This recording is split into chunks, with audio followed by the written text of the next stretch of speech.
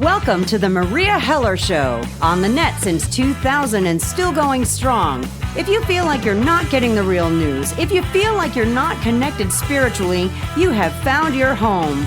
Meria covers a wide range of topics as only a snarky New Yorker can. Straight up, no chaser.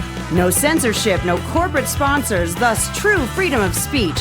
Your subscription gives you unlimited access as a member of the smartest audience on earth. Relax and enjoy the education. Now here's Meria.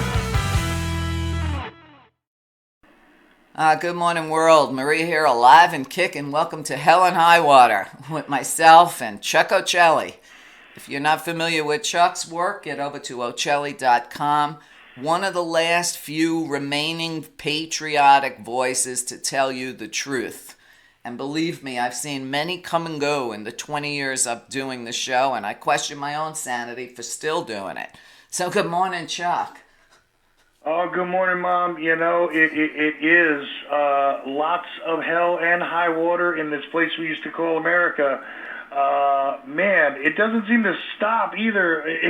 I know. We were talking before airtime about Mercury retrograde and what's actually happening all the way around, but God, I really want to punch the guy in the face who said, "May you live in interesting times." At least the guy who said it to me, which I think his name was Rob, and I think I was about 7. So I owe him a punch in the face if I ever see him again, Maria. Sorry. Well, that's an old Chinese proverb, too. May you live in interesting times. I don't know how much more friggin' interesting it can get before the world explodes. You know, yesterday I was looking at the flooding in Washington, D.C., I mean, I don't know if you saw any of the pictures, but it was mind-blowing. And it was the same day the devil was giving his speech on the environment, of which he's killed so far 80 environmental bills, to the point where even Shep Smith on Fox News interrupted covering Trump's speech to give you the real facts on how many environmental bills that he has axed. So basically saying how full of shit he is. And of course Trump demonized Fox News because they forgot who helped them get there.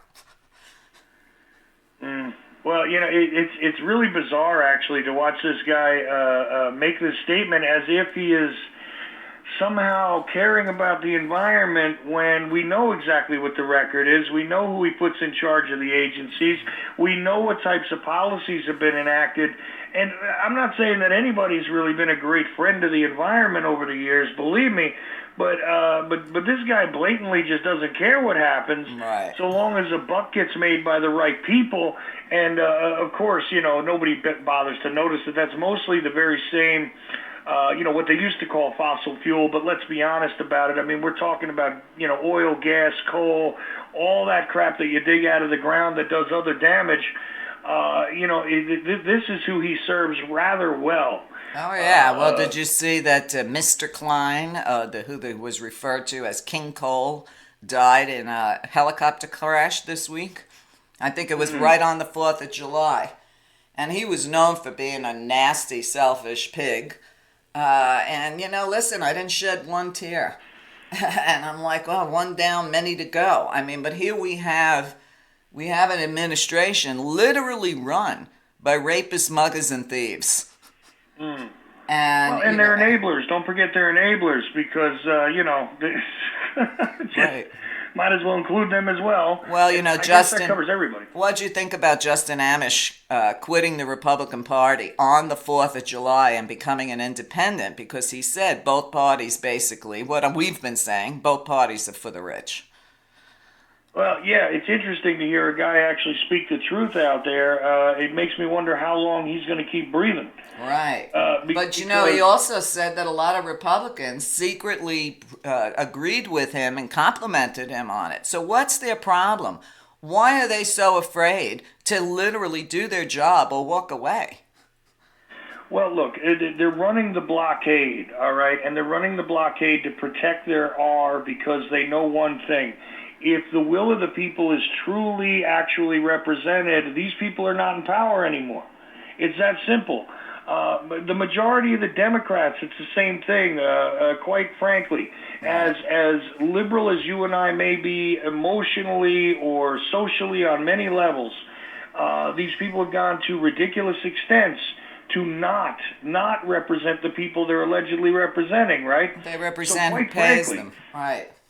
If you eliminate the people who are being propped up by everything from, which I don't know if you caught that, but, Coke and Soros supposedly working together. Right. Gee, what a shocker there. If you're not being supported by these people, if you're not being, hoisted out there so that you can get in on the great cash grab, which is the democratic field of amazing individuals, Swaldwell dropping out now as of yesterday.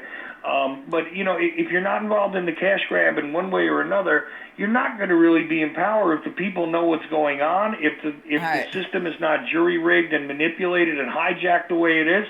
These people do not remain in power on the left or the right. It's just that simple without the Right. manipulation. But that's So they've the got to thing. maintain Right. that blockade Right. because you cut the head off of that Republican snake, and that's the end of it for these old men. Exactly. Okay? No country for old men. No, I mean, and I'm sorry to say that because I would love to respect my alleged elders. I really would, but not when they have no respect for themselves, their fellow countrymen, or the job that they're allegedly there to do. So, you know what?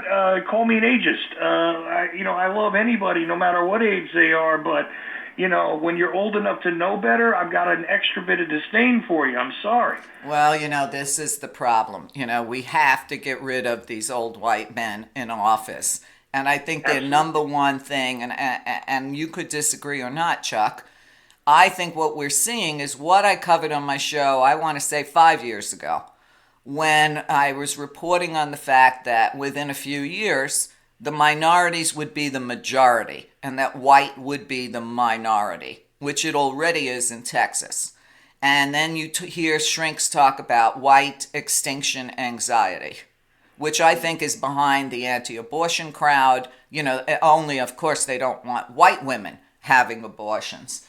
And when you look at how white this entire administration is, if you looked at, some of the fake photos of Trump's 4th of July, there was no other than white face there.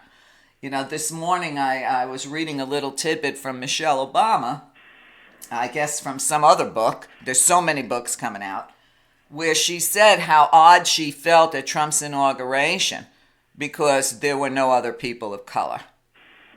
When you look at the picture of the interns at this White House, no people of color.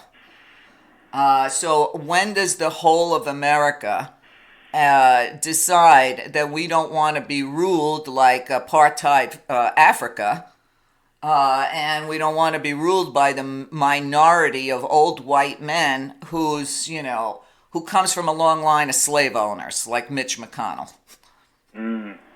That's the thing. Again, when you have the disconnect between what would be the will of the people if they were even remotely informed, and what has actually come about. It's just it's amazing to me that people even see legitimacy left in this system that has erected an administration like this, that has created a blockade naturally. Enough people in that Senate there to run the blockade they're running to protect this guy. And that's kind of interesting because so I guess you want impeachment. I got into this weird argument with a guy on social media recently, and I surrendered to it after a minute and realized I was wasting my time. Because he says, what is your concrete evidence that Trump has actually done something wrong since he's been president? Oh my God. Oh my God, dude. Just follow his Twitter feed. That's all you need to do. I said, do me a favor, define concrete, because... maybe he needs a concrete slab that's shoved in his head and he might actually wake up. I don't understand it. I just, how do you know? Well, the Russia thing didn't work out very well because of Mueller. And I'm like, yeah, Mueller and Barr both are cover-up artists. That's who they are. So what did they do? They did damage control on what the reality was there, both of them. Yeah, but Mueller still proved, 10 times obstruction of justice in his report. Oh, yeah. But it doesn't matter. And if people think when he testifies this month he's going to be anything but stonewalling, they're in for a big mistake. Well, exactly. And you know what it turns my mind to is the fact that Ross Perot died. Right. You know, I saw that because this morning. as strange as it is, and as interesting and goofy of a character as he is in American history to some people, he's an interesting guy. In that, you know. Well, everything he said was true. Everything he said has happened, especially that loud sucking sound. Yeah, well, all that was true. Plus, this is a guy who put his money where his mouth was. Right. You know, which is a little different than, you know, the Koch brothers and their manipulation and what you see today from the elitist classes, you know, funneling money into PACs and things like this. It's a little different when you put your own money on the line to run. But forget that. This is also a guy who said, you know what, you're not going and getting the POWs. I'm going to go and head up something over there. I mean, this is an interesting character, and a guy who, like him or not, or appreciate his financial concepts or not, would have offered an alternative to the stranglehold we have with this one-party system. Well, America refuses to support third-party candidates. Ralph Nader, you know, Bernie Sanders. I mean, goes down the line, and Americans, for whatever reason, always seem to support the same old one-party system, which is one party for the war. You know, people need to look at your friend there wanted concrete proof. Well, how about the Democrats voting on the budget? They voted for the war bill. Well, see, and that's been another focus of mine as of late, is that, you know, as much as you want to tell me that these people are very, very different, they all continuously make sure that military budget goes up, don't they? Well, not just that. I'm sure you saw Pelosi this week attacking 4 of the new Democrats because they weren't in agreement with her cash giveaway to Trump on the border without any stipulations to protect those children. Mm-hmm. So, you know, Pelosi's got to go. I mean, I've been saying that for, you know, decades. You know, these people never get out of office. And I mean, you know, who was it? Eric Swalwell, for instance, okay? When he said to Joe Biden, pass the torch, I clapped, using his own words. But here you have a young man who's wants to put in some sensible gun laws. You know, a family guy who is concerned about the future because it's his future and his children's future. But oops, he couldn't raise enough money, so he had to drop out. Right. And there you go. That's what's wrong with the system. You get somebody decent.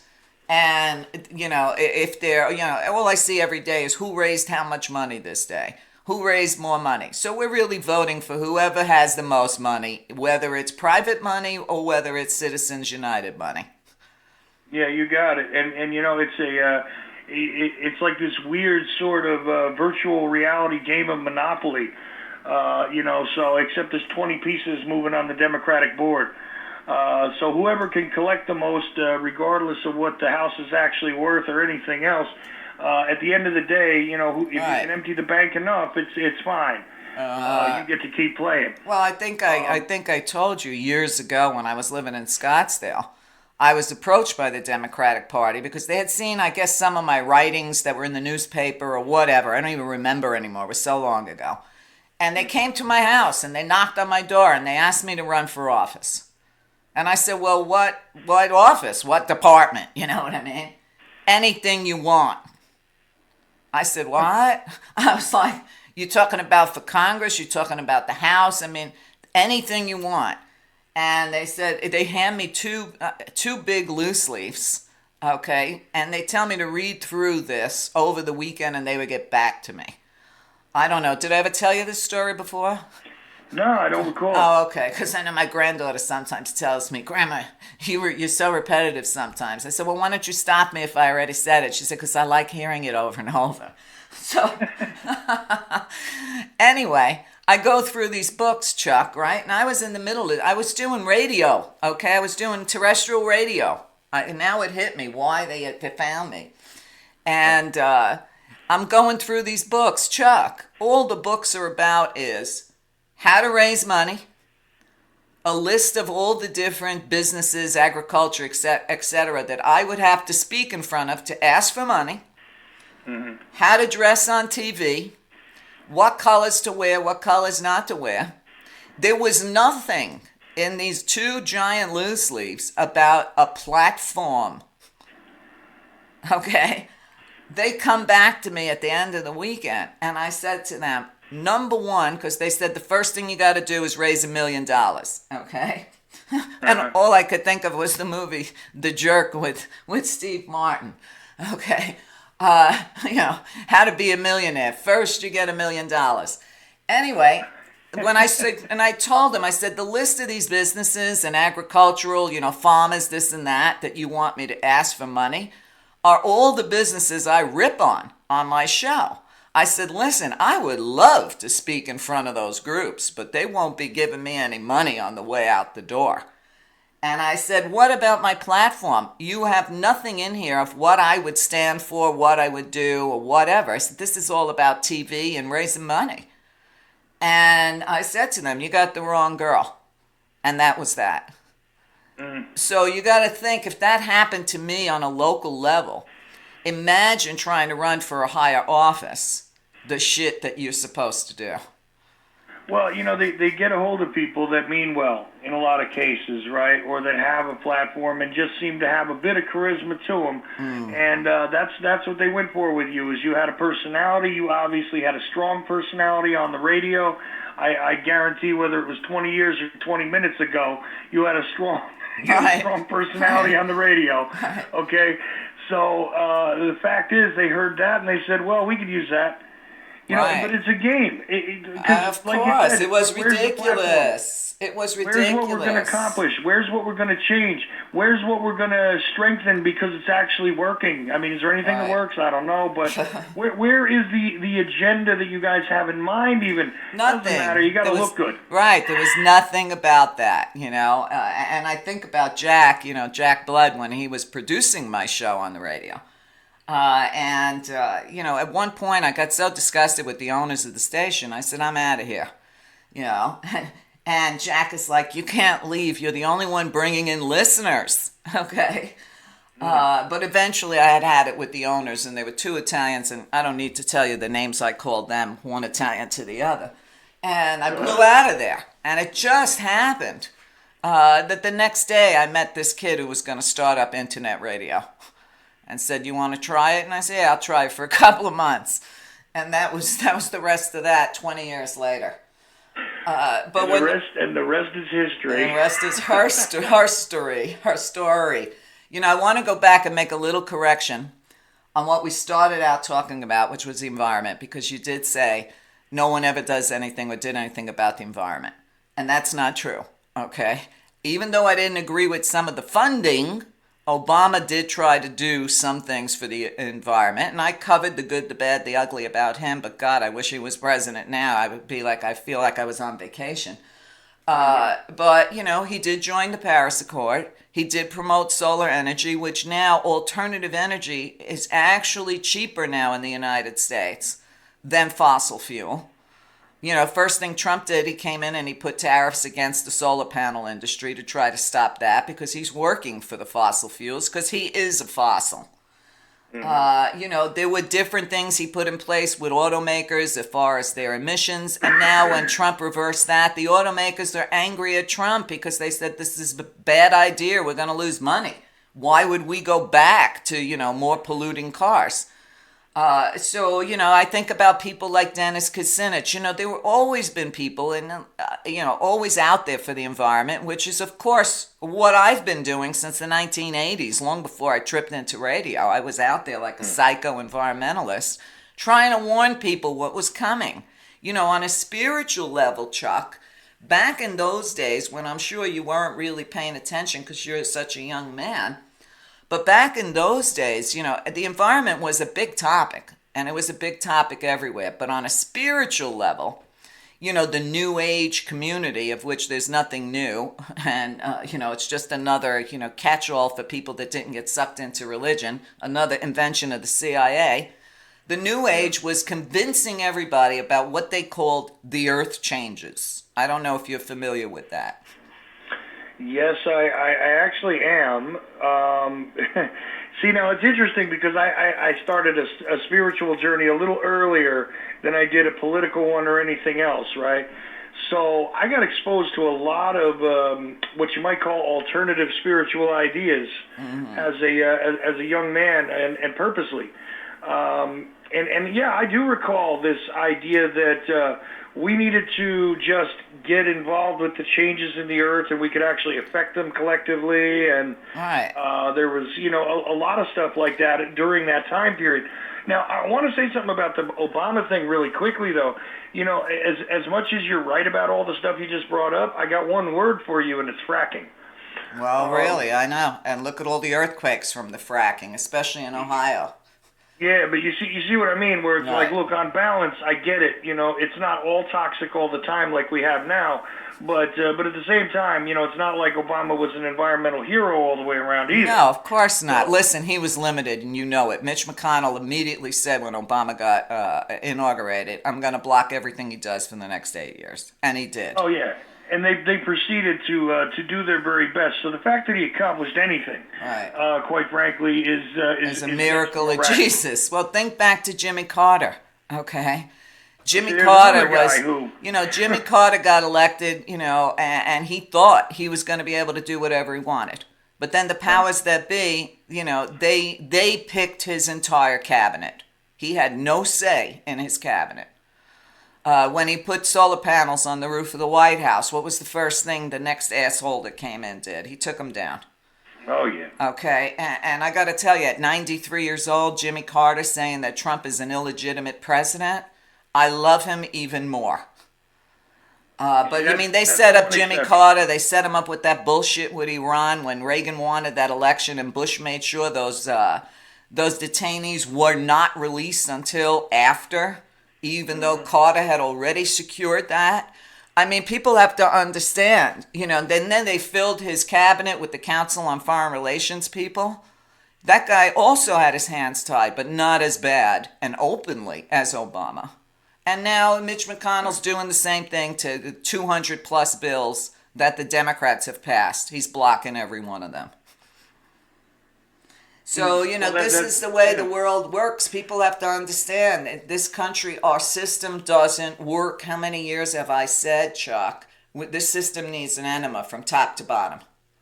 The Justice Department doesn't work. There is no justice. Medicine doesn't work. They don't give a shit whether we live or die. They don't even know what they're doing. The balance of powers, that's gone. I mean, people have to wake up before it's too late. And to tell you the truth, I think we're 80% there. So it's not like we have a lot of time. We don't have the leisure time that we had in the 60s, the 70s, or the 80s.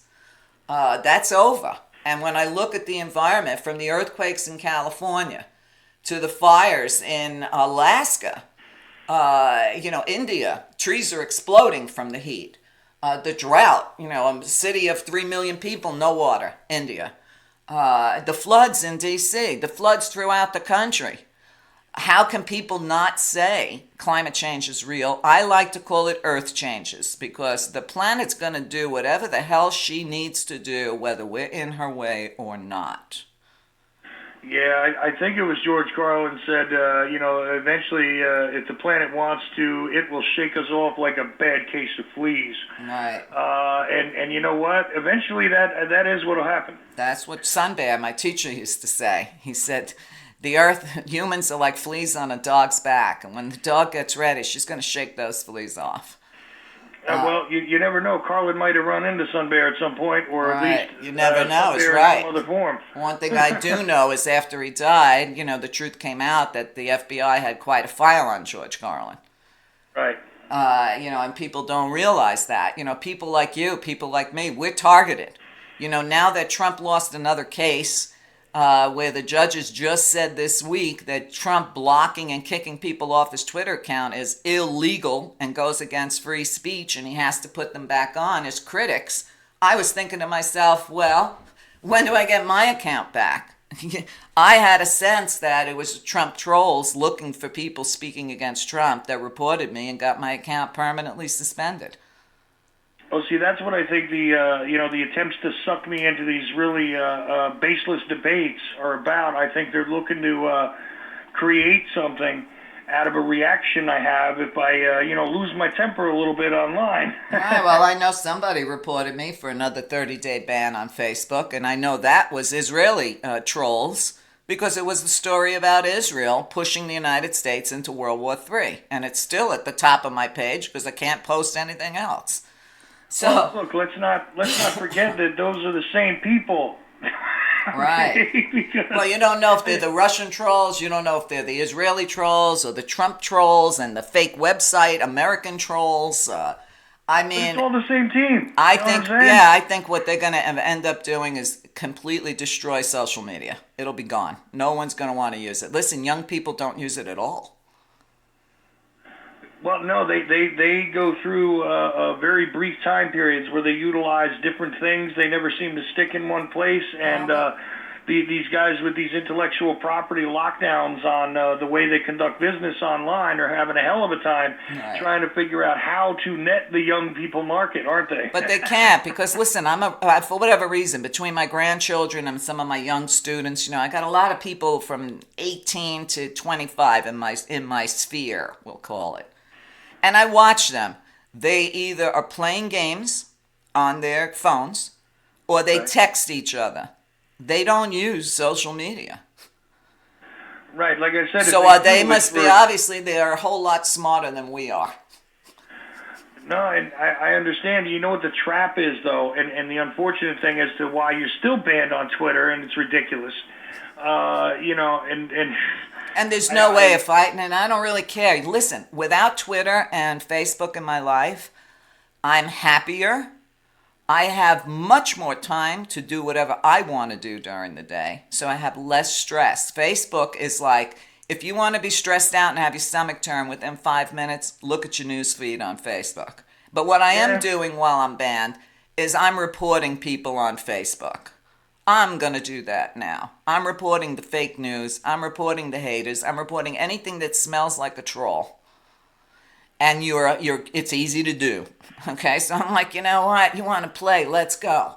Okay, they got to understand this grandma isn't a typical grandma. I'm a crazy Italian from Brooklyn. And like Alexandria Ocasio-Cortez, I'm not sitting back with my mouth shut and taking anybody's shit. That's the thing. I mean, I hate to be racialist about it, but let's do it. The fact is that there's two types of women that I learned very, very early in my life. You don't piss off, and they are generally the Italian and Puerto Rican women that I encountered. These are the two women you do not irritate because it is not worth whatever you think you're irritating them for. It's not worth it because it will be a problem for you. I just want to impart that life lesson. Well, I gotta toss in black women. Okay. No, agreed. You don't want to mess with those girls either. I mean. Listen, and I don't argue with that at all. But to me, the batting order definitely. Yeah, well, none of us are Stepford wives. We weren't raised as the wasp in this country to stand 2 steps behind your husband and be afraid to say what you think, feel, or want to do. That's just not the way most minorities are raised. But white people, really white people, they're way different because I have a lot of friends like that. And they talk about their childhood. And they envy mine, even though I was raised in abstract poverty, because we actually had family interaction. We actually had music in our house. We were allowed to freely express our feelings. And all their parents did was throw money at them and send them out of the house. When I look at, there's an old joke that says, when you look at what some women marry, you know how much they hated working for a living. Me, I'd rather work. Okay? I'd rather work. It's funny. No, I hear you. It's funny, how much they hated working for a living. I get it. It's a good joke and all. Quite frankly, I envy some of the real family connections that I saw in the poorest communities, because that's where I was, I'm actually working on a book about my life where I'm going through my childhood now. And it just seemed to be the time, since everybody's feeling so retrospective at the moment, just seemed to be the time to work on this intensely. So I am doing it to get ready to write a book that actually will get published. I don't know if anybody's going to want to read my life story, but I am going to send you a copy as I'm working on it. Oh, okay. See what you have to say. People have asked me so many times, why don't you write a book about your life story? I said, first of all, it's not finished, my life. Second of all, it would take me 80 years to write a book about the first 50 years. Yeah, see, I'm going through trying to figure out what to leave out exactly. All right. And I'm only, chronologically, I'm only 7 years old in the book now, and I've got, There's I've got probably a lot in there. 500 pages already. But, Well, I would want to take a break, Chuck, but when we come back, I want to talk more because we got started on something that's very important, and I guess this is what Spirit wants me to talk about today. I want to come back and I want to talk about the earth changes again. So definitely. Yeah, stay with us. Chuck and I will be right back. Hi, this is Meria. I don't often get to talk directly to the listeners here on the Gary Knoll Network, but I felt like doing that today. I know a lot of you really enjoy my show, but you might not know that I do 4 shows a week over at my website, meria.net. So if you're loving the show you get to hear on Sunday, come on over to my site and subscribe because I've got hundreds of hours of great shows on pretty much every topic in the universe. And that again is meria.net, meria.net. And now we can get back to this excellent show. Thanks. Okay, welcome back to Hell and High Water with myself and Chuck Ochelli. Get over to Ochelli.com, become an effector, support his show, get your friends to support both our shows. Because, someday in the future they're going to be talking about these particular shows, and those people are going to say, why didn't you tell me? I would have loved to listen. All of a sudden, Chuck, it looks like everybody's talking about Mae Brussell. Okay, Mae Brussell was great at what she did. And, she was a housewife who became a very good investigator and did basically her own version of radio. And I remember about, 15 years ago, somebody said to me, listening to you is like listening to Mae Brussell. And at that time, I didn't even know who she was. So I did look on the internet, and there were a couple of audios of hers. And as soon as I started listening to one, it freaked me out so bad I can't even tell you. Not that she had the same voice, but it was like listening to myself talk. You know what? Let me speak to this because I can proudly say for the first time in many, many discussions with you that I was well aware of Mae Brussell ahead of you then. And you know why? Because when I was a kid, she actually used to mail out cassettes. Because she did her show from Carmel, California. And she mailed out cassettes to people that subscribed. It was like it was like what we're doing, except in the physical world, right? Right. Get my podcast, except I'll mail you a cassette with a piece of paper describing to you what's on it. Right. It was called World Watchers at one point. There was another name she had for it, I think. She did this for many years, though. And this is something that, again, I was aware of maybe 30 years ago, right? So, or more than 30, 35 years ago, Meria, I was aware of Mae Brussell, and I got to tell you, it is eerily similar to.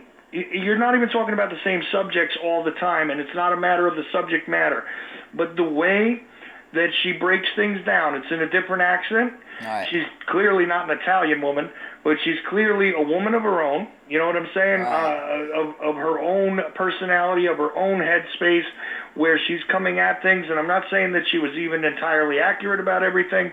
What I'm saying is it's eerily similar. The spirit I know. is practically the same. It freaked me out. I couldn't listen to more than 10 minutes. It was just too eerie for me.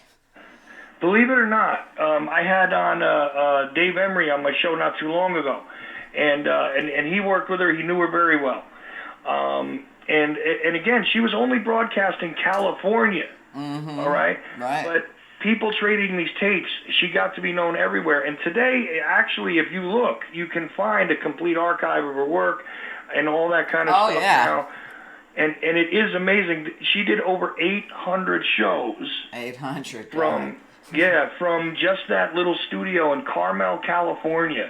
And some of them she wound up doing from her home later, which she would send into the radio station, and you still, if you were on the mailing list, you got them, you know? Right. You obviously had to pay to be on the I mailing used to list. be on all different that, things but- where people used to send you a cassette every month. Boy, that brings me Yeah. back. But you got to understand this. Let's take a look at Meria Heller 35 years ago. You want to know what I was doing? Okay. I was having a freaking great life. Okay. I was living in a house that my husband designed a block from a beach in Long Beach. I was having a one-woman show in Soho, Manhattan of my artwork. I was traveling to the south of France as an artist. Everything was great in my life. I was raising my family. I mean, was renowned. It was, one of the best periods of my life. I didn't want to know about politics. I didn't want to know about conspiracies. I was enjoying my life, okay? And I was good at it. But then when I met Sunbear in '88, and I listened to him, I thought I was just going for a whole spiritual weekend. That guy covered the news more than I do, in depth, on every topic. And I'm sitting there thinking to myself, why is the spiritual man talking about all this? The news, the environment, what's going on across the seas, and all this.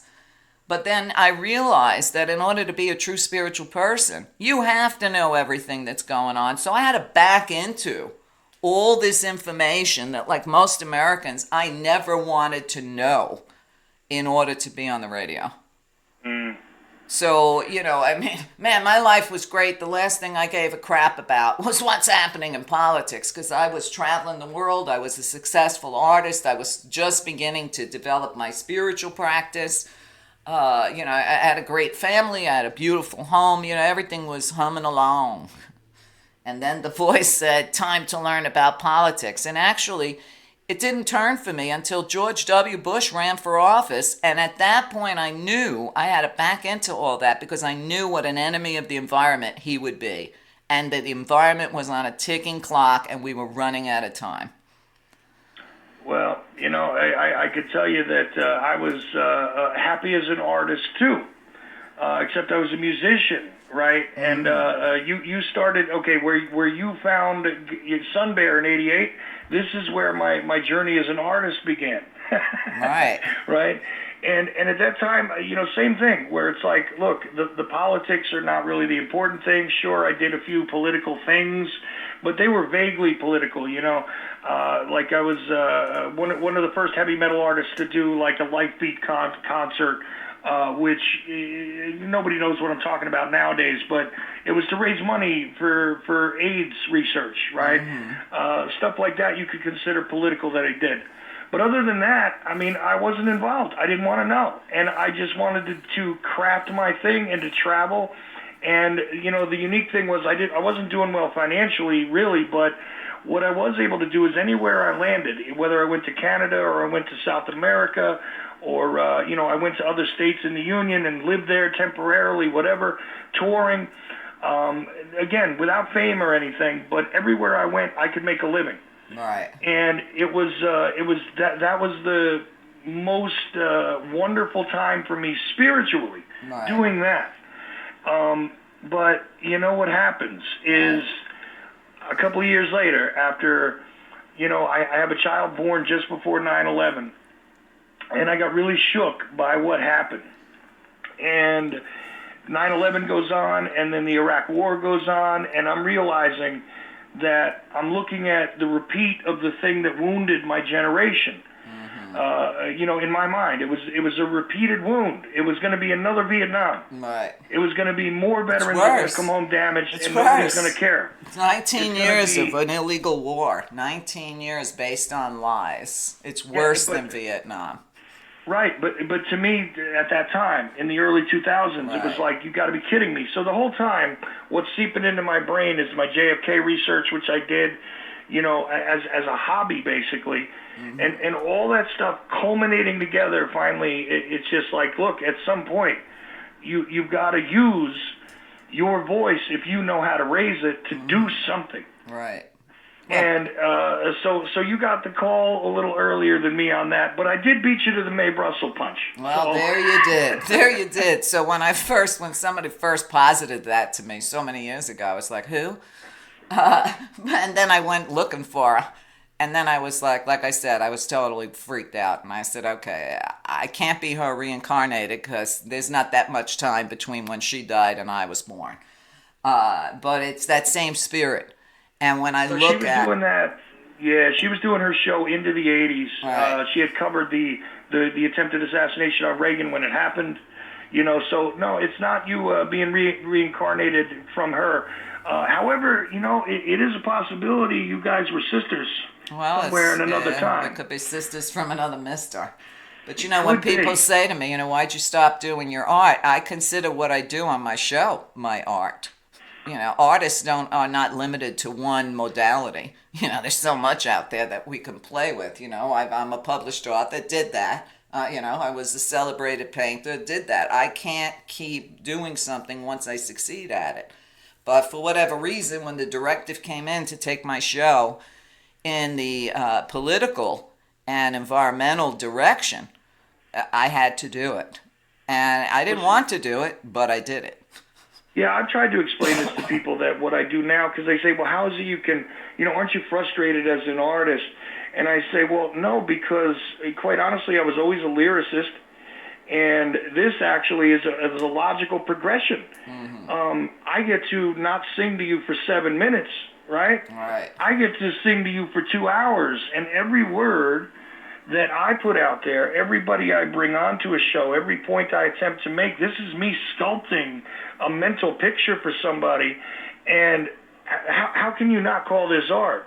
It is information, sure. It's factual. It's not all abstract. Occasionally it is, but it's not all abstract, right? Right. And that's the thing, is if you have the spirit of an artist, you will find a conduit for it. Exactly. Well, I think it's also part of being a Renaissance woman or man. You're not limited to one topic or one area. And I want to share something with you on a spiritual level of what you just said about being a lyricist and speaking and whatnot. There is a lot of power. As you know, everything in the universe is sound and vibration. Of course. So think about the fact that your voice, my voice, literally voices, are sound and vibration. The sound and vibration of our voices attracts people in our soul group to us. There are many times people said, I subscribe to your show because the sound of your voice calms me. Mm-hmm. I have clients who are students, the sound of your voice, it doesn't matter what you're saying. The sound of your voice calms me, helps me, heals me, whatever. So there is a lot to be said about relating to the sound of somebody's voice. I mean, there's some people out there whose voices are so annoying, I can't listen to them, okay? The pitch is off or whatever it is. It's just, it irritates my ears. So there's a lot of power in it. And even when I'm teaching or doing a reading for somebody, I tell them what I'm saying to you is one thing, but the transfer of information from my brain to your brain, because you're allowing this, is invaluable. It doesn't even matter what I'm saying to you. You're getting it. And I know that's a hard concept for a lot of people to get, but I guarantee you, your listeners, my listeners, our voice helps them, not necessarily what we're saying. Well, when I have taken a break, I got to be honest with you, that's usually the feedback I get, the complaint. Where did you go? Because, I needed to hear you. And it's weird. It doesn't matter what it is that we're talking about, and I get that. And I don't necessarily understand the full ins and outs of it. But here's the thing. If somebody's hearing us talk about this right now and they don't know how to wrap their minds around it, well, what is spelling? Spelling is the organization of letters to create words, right? Well, doesn't spelling sort of sound like spell casting? No. And don't you also notice that in almost any of the mythologies created to explain creation, right? Mm-hmm. Almost every one of the gods, what do they do before they do anything? They're waving their hands, they're moving earth, all these things. Almost all of them speak. Right. because there is a power in doing so. Spell casting requires it. Creating Of course. meditative states require it. Prayer. There is power in spoken word that is unspeakable. It's just that simple. There is tone. There is gravity to it. There is a vibration which can be absorbed and transferred in this way that can be done no other way. In fact, Right. this is why the spoken word is powerful in and of itself. Now, I don't claim to be, at the top of anybody's game regarding this, but what I know is I am contributing to something of a higher order than I will probably ever comprehend when I do these things, and I do them from the correct mindset, Right. where I wish to heal and I wish to create things in a better way or to change things for the better. That's really, at the end of the day, the only thing that I have in mind every time I decide to speak, every time I open that microphone, every time I open my mouth, Right. is that I'm going to make something better. And, I don't know what higher of a calling I could possibly answer to than that. Right. And I know that you may not agree exactly with the way I just worded that, but I know you agree absolutely with the spirit of everything I just said. Of course, it's a calling of the soul, and if you have integrity and you have what my father used to call righteous indignation, to anybody out there that can just sit back and do nothing while this is happening, I hate to say it, Chuck, they have made their soul's decision, and that soul decision is going to cost them their soul. Because when people say, well, I'm not doing anything wrong, I'm like, yeah, but you ain't doing anything right. Okay, so doing nothing is a choice. It's a decision, and we pay for our decisions. So if you don't pay here, you're gonna pay. When you have to face yourself off planet. But back to the earth changes. Back in the 80s, people were putting out maps. Okay, maps of where it would be safe to live when the earth changes come. The New Ages were like in that movie, where Mars Attack. Do you ever see Mars Attack? I love that movie. Yeah, where they end up blowing up their heads with the country music. Right, that's such a great movie. If you haven't seen Mars Attack, it's a real fun ride. Watch it. But you see the New Ages, they're on top of the roof, of this tall building. They're so anxious. They got big welcome signs to the aliens and all this, and then they all get disintegrated. Basically, the New Ages are the same way. They're like geese turning their heads up in the rain. And listen, I've taken them on a lot. But here they were so excited because they believed that when the earth changes came, they, like every religion, they were going to be saved. They were going to have their paradise on earth. But when I tell the same people now, well, here's the earth changes, how you liking them? Okay? I mean, the reality is totally different than the mythology and the bullshit that was out there, of which I've taken them on forever. Listen, I've pissed off every community there is, whether it's vegetarian communities, New Age communities, political communities. I guess I just piss everybody off. But the truth of the matter is, right, but the truth of the matter is, like I remind people, if you want to go by the biblical God, and you look at when God wanted to change the earth, he did it by total destruction. Okay? So all these people for centuries in their religions have one form or the other of the prayer, God, let heaven on earth, let God's kingdom come to earth. Well, nobody said it was going to be peaceful. History doesn't tell you it was going to be peaceful. I'm surprised we don't have fire and brimstone coming down from the sky at this point.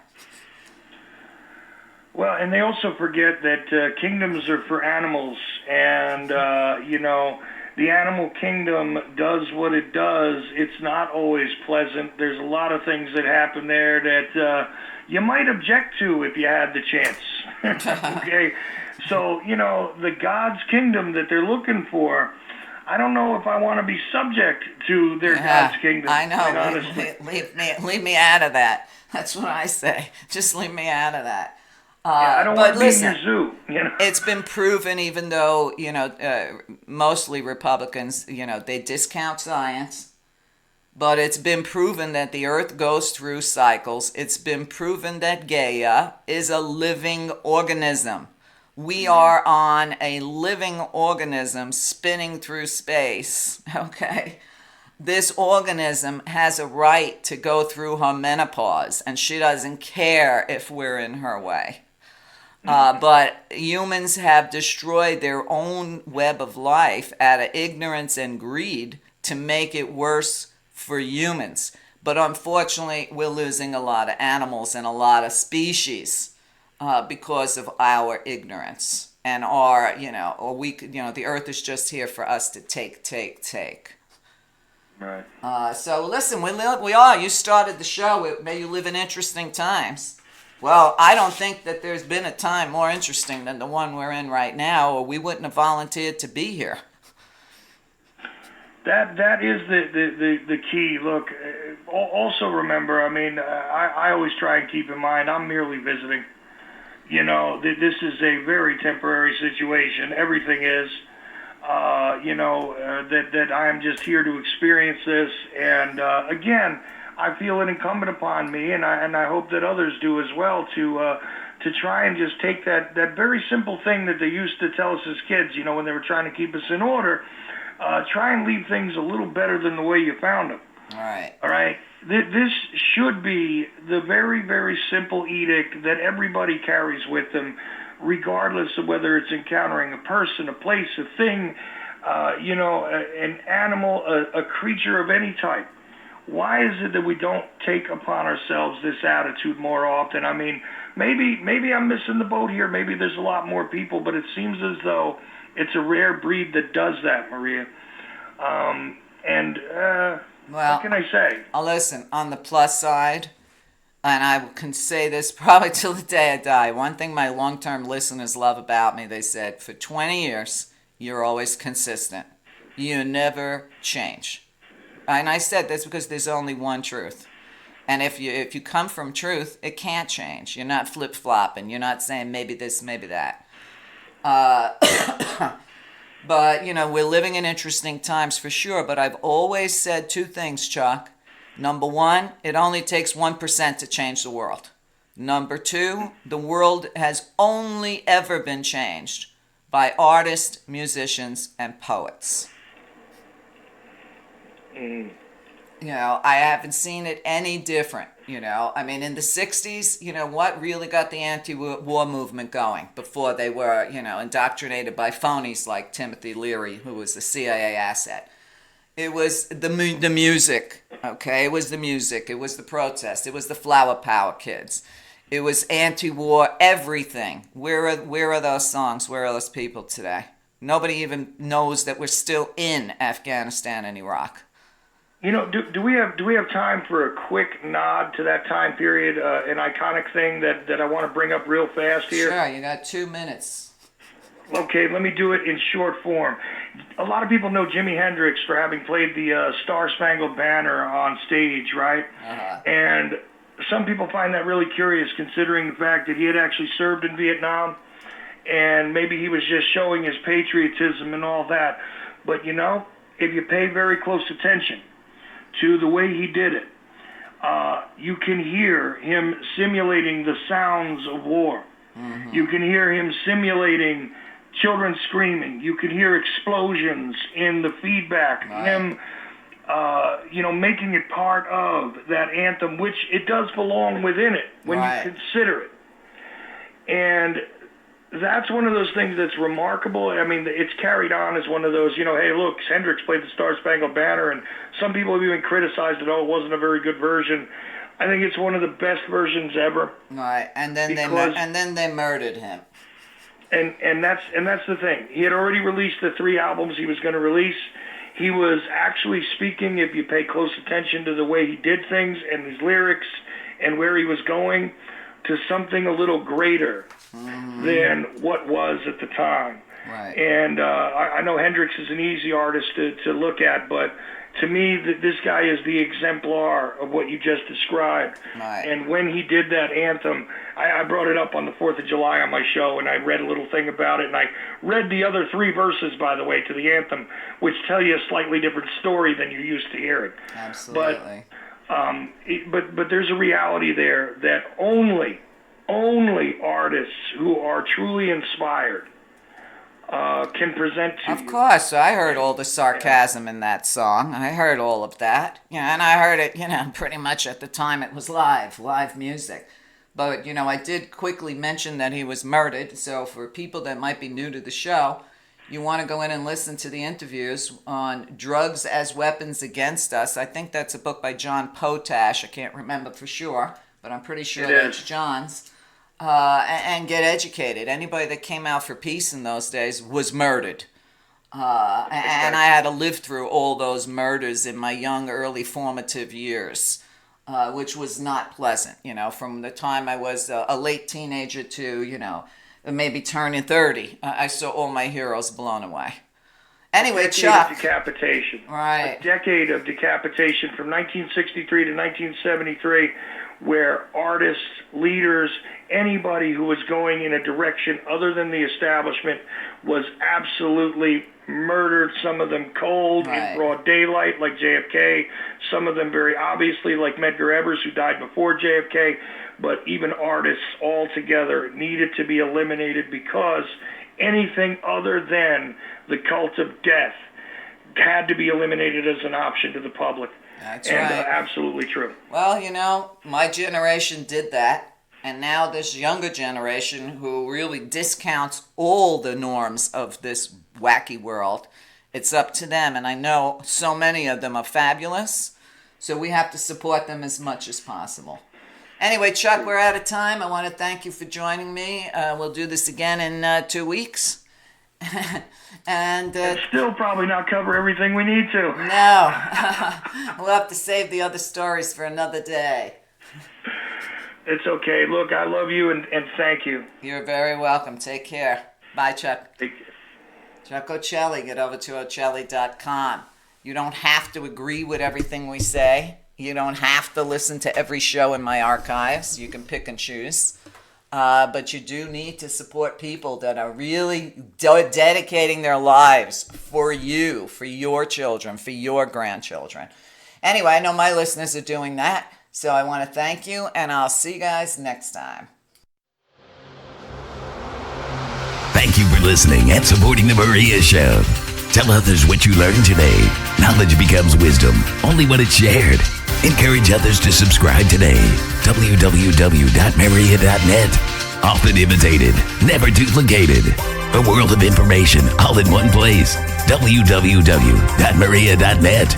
Always ahead of the curve. Always on your side. Get active or get radioactive. Subscribe today.